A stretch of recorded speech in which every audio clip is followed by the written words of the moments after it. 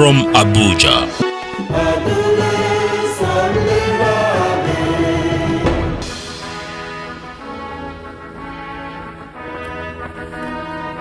Hello, thank you for being a part of our show.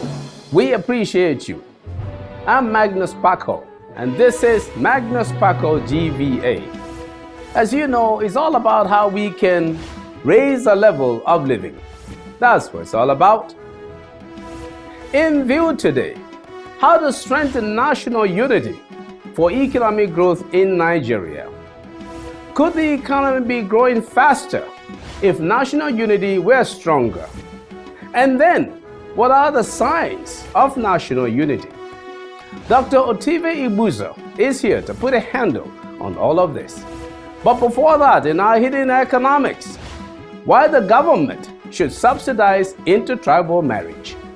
Now, up next in our quick view, we rank countries by cultural diversity. That's coming right up.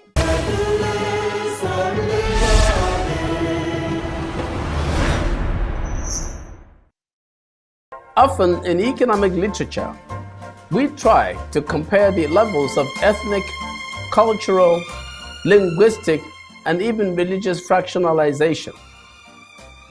Fractionalization measures establish the probability that two randomly drawn individuals from any one country are not from the same ethnic, linguistic, or religious group, for example. James Firon, who introduced this construct, has designed a list in which cultural fractionalization is approximated by a measure of similarity between languages, varying from 0, where the entire population speaks the same language, to 1, where the population speaks 2 or more unrelated languages. In this connection, which of the following countries is considered the least culturally diverse? Italy, Japan, North Korea, and South Korea. In Africa, which of the following countries is the most culturally diverse, using linguistic considerations? The DRC, Liberia, Tanzania, and Uganda. Stay with us for our answers coming up shortly. Still in view, Dr. Otive Ibuzo to see if more national unity can produce a faster pace of economic growth in Nigeria. But up next in our hidden economics, subsidize intertribal marriage in Nigeria. It is a good thing.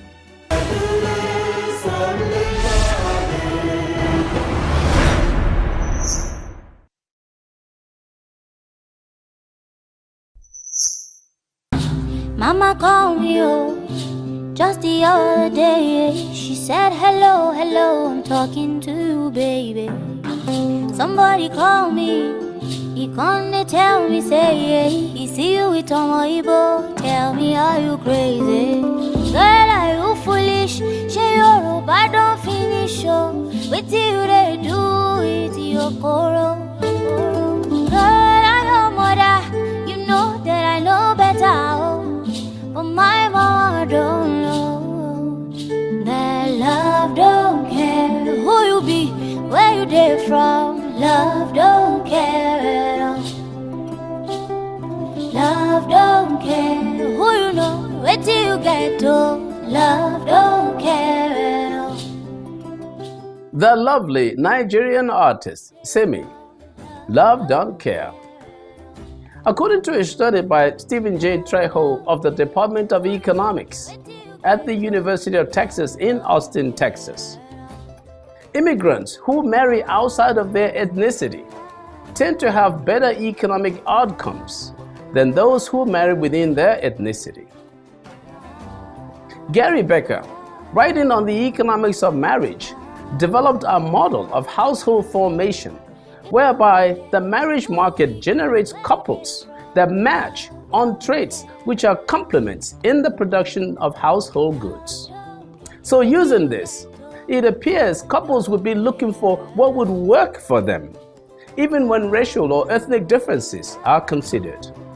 In Nigeria, couples involved in intertribal or interethnic marriages are also likely to be more economically successful than the average couple.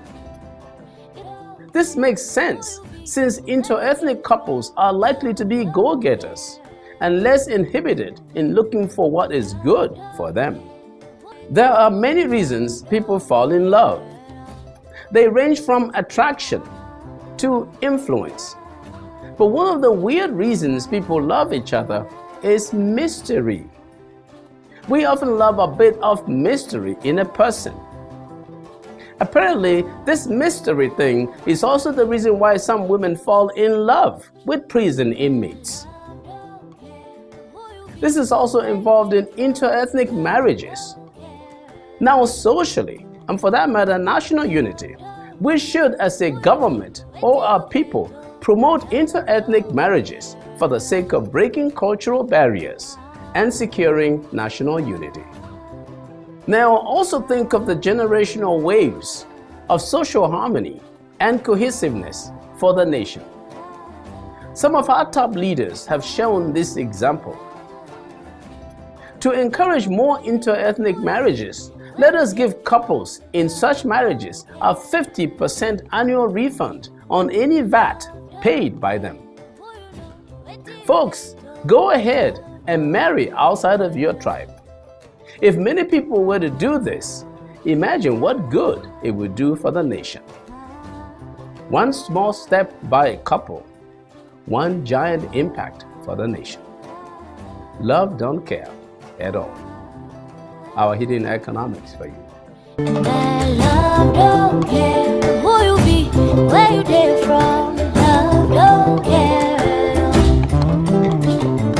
Love don't care who you know, where till you get to. Love don't care at all.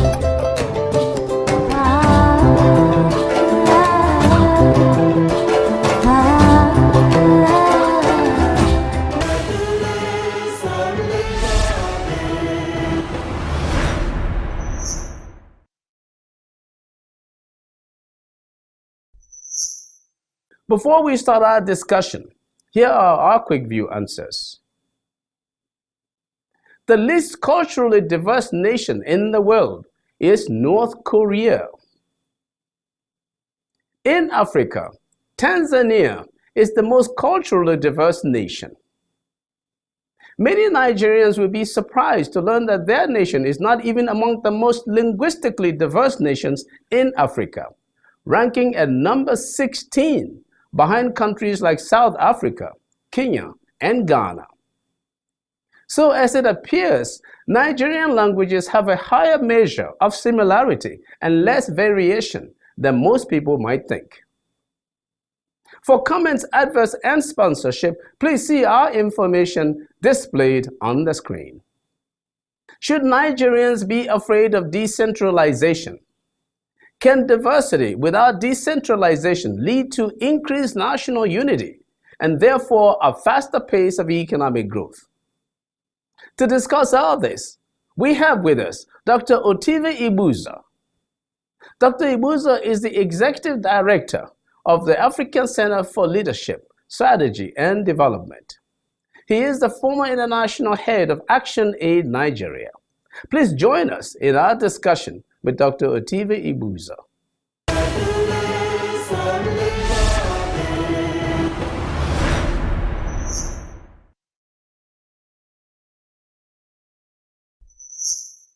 Okay, thank you, Dr. Ibuza. We're very pleased that you are with us once again. It's my pleasure. In our studios, Magoni Studios.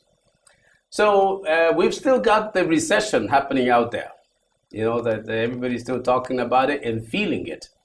And so I thought that we should look at another angle of the situation. That is, whether we need more national unity to speed economic growth and development. I would say to some extent, yes. But what we do know is that diversity can drive economic growth and development. And in a diverse country like ours, if that diversity is not well managed, it can slow down economic development. In fact, there have been several studies on what has led to the wealth of nations and what has made some nations to become developed economically and others undeveloped or underdeveloped. As a matter of fact, one study indicated that in 1820, the GDP ratio between the rich countries and the poor countries was 3-1. But by 2000, the year 2000, the ratio has increased to 18-1. And there are several studies that have, why is this so? Max Weber alluded to Protestant ethics of thrift, saving, and hard work. Many other scholars talked about the role of institutions. But many others have argued that is the cultural diversity and openness in these countries that have led to that accelerated development. But I think, well, I guess I hope that I phrased my question right, because what I'm looking at is, do you not need a higher level of national unity? So we would then look at the things that promote national unity, which could be the diversity and all that. But I want to just that's the point I'm making. Yeah, between national unity and growth. Yeah, yes. But that's the point I'm making. Okay. Because if you are looking at national unity in Nigeria, it's within the context of cultural diversity. Because we are a heterogeneous country, and I'm saying that yes, you need unity to the extent of promoting cultural diversity and openness. Because it's not unity, yes. Okay, I got you. It's not unity in the same of uniformity. It's not unity in the same of the fact that we must dress the same. Yes. Or we must talk the same language, or we'll be in the same. But unity in terms of effective management of the cultural diversity, of the differences, because it's when you do that you'll be able to leverage on the advantages of the diverse people of the country. Okay, so that therefore maybe to kind of line it up, let's have sort of a linear arrangement here.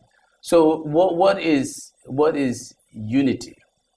Because you said not how do we know that there's unity? You said it's not because we are all doing the same thing, but is it that unity means we understand what we're doing? What is unity?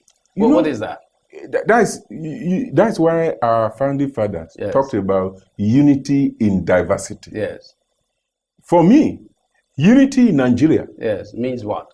Means that we all recognize that we are all Nigerians. Okay. It means that we recognize that there are different ethnic nationalities in Nigeria. There are different religions in Nigeria.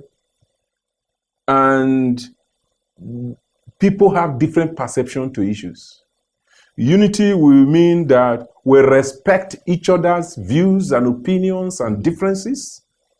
And unity will mean that everyone will be given the opportunity to blossom and benefit from the country. Once you segregate, once you demean, once you put down, once you give undue advantage, once you denigrate people, once you don't respect others, the basis of unity. In fact, the point to see is where there is no unity, you have conflict. And all over the world, there are two main issues that bring about conflict. Either identity issues or resource issues.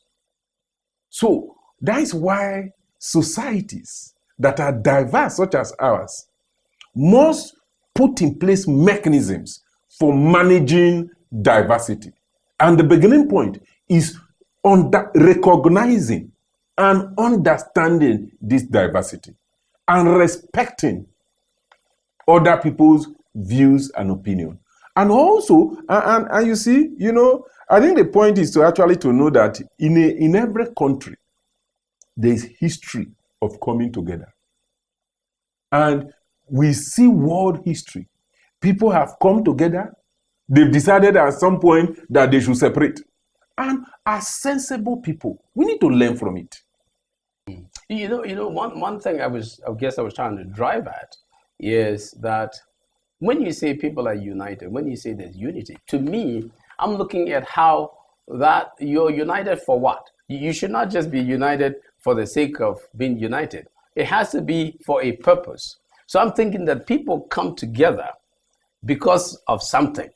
So we want national unity. That is what? We want people to pull together. Some of the things that you mentioned, that is that don't denigrate people, understand the other party, see how they contribute, see what their roles are, respect them.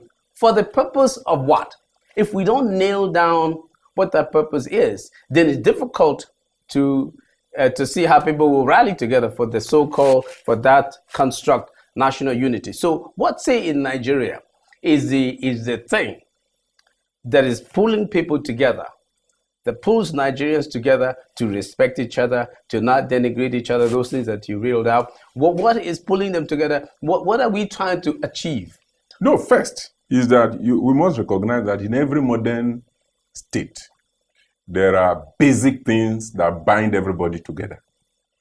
We're united, we need to be united as a nation so that we can harness the resources of the nation for the benefit of the citizens. In fact, there is a primary role for the existence of a government of a country, which is the security and welfare of the citizens.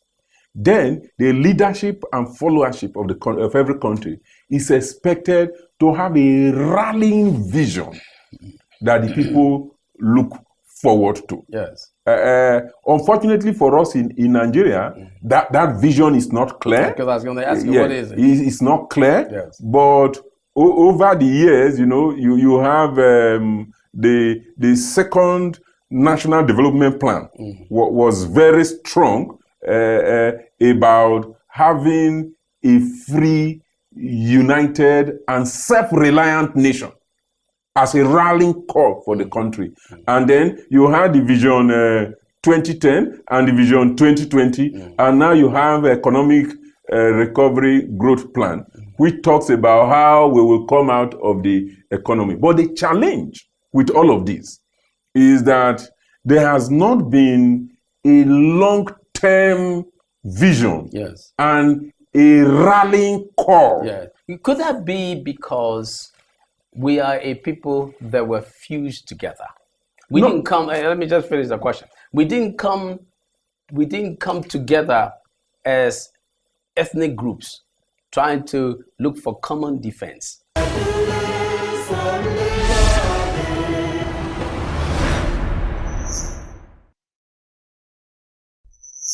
Tribal or ethnic disharmony is perhaps the single most prohibiting factor for economic growth and development in most developing countries.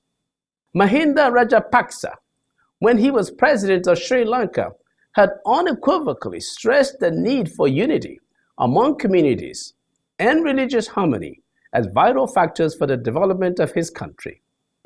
Let me quote him. "Divisions among us will strengthen various hostile forces seeking to deny us our freedom. When all communities rise in unity, the forces hostile to the country will be weakened and freedom further strengthened." Even so, sometimes it can be hard to determine causality or sequence. Does national unity bring faster economic development? Or does faster economic development produce more national unity? To attempt to address this type of question, certain elements must be laid out.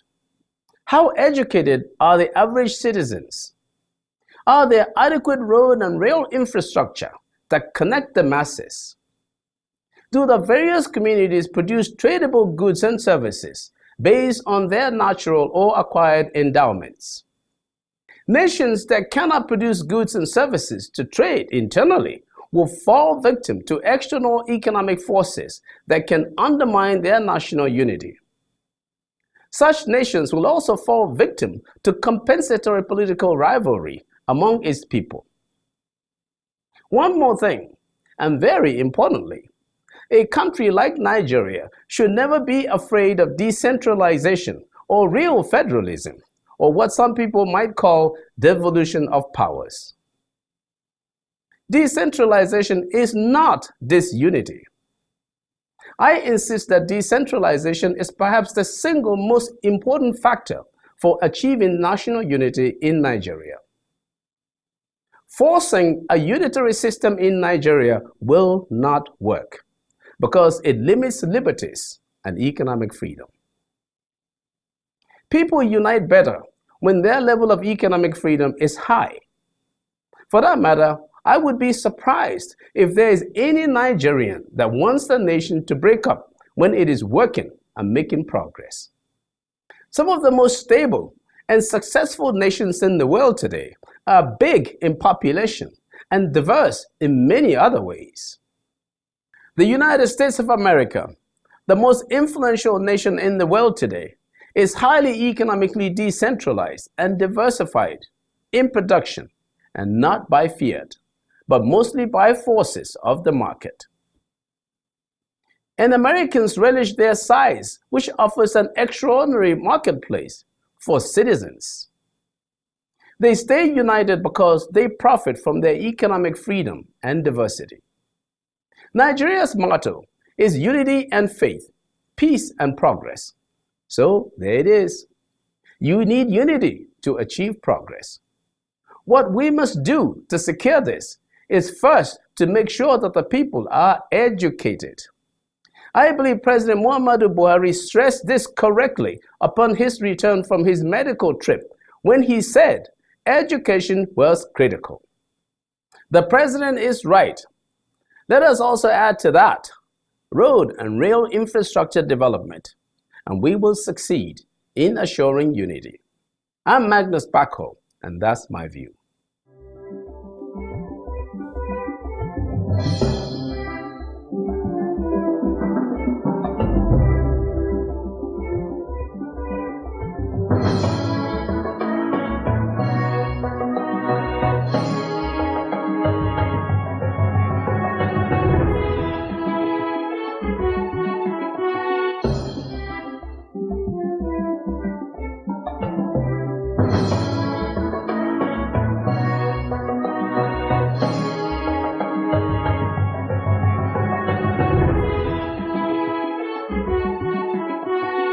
Magnus.